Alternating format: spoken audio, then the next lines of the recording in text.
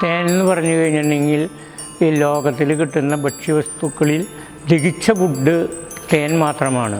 അത് തേനീച്ച ദഹിപ്പിച്ചിട്ടാണ് അത് നമുക്ക് തരുന്നത്. പൂക്കളിൽ കാണുന്ന നെക്ടർ എന്ന മധുരവെള്ളം തേനീച്ച എടുത്തിട്ട് എൻസൈം ചേർത്ത് അവരുടേതായ ചൂട്, മൊയ്ച്ചർ ഇതൊക്കെ ക്രമീകരണപ്പെടുത്തിയിട്ടാണ് അവരെ അറയിൽ അത് നിക്ഷേപിക്കുന്നത്. അത് നിക്ഷേപിച്ച് തേനീച്ചയ്ക്ക് വേണ്ടി അത് മഞ്ഞകാലത്തേക്ക് വേണ്ടി അത് മൂടി സീൽ ചെയ്ത് വയ്ക്കും. ഈ തേനാണ് നമ്മൾ എക്സ്ട്രാക്ട് ചെയ്ത് എടുത്തിട്ട്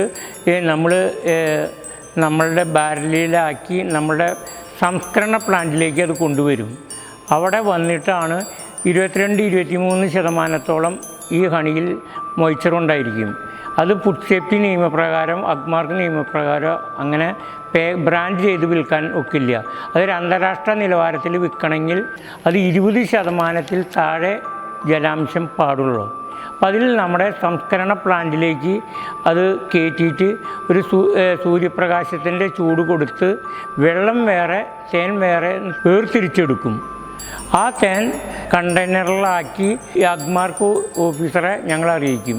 അഗ്മാർക്ക് കെമിസ്റ്റ് വന്നിട്ട് അത് സാമ്പിൾ എടുത്തിട്ട് ആ കണ്ടെയ്നർ സീൽ ചെയ്ത് 10 ദിവസത്തിനുള്ളിൽ ടെസ്റ്റ് ചെയ്ത് ഓക്കെ ആണെങ്കിൽ ഞങ്ങൾക്ക് പാക്ക് ചെയ്യാനുള്ള പെർമിഷൻ കിട്ടും.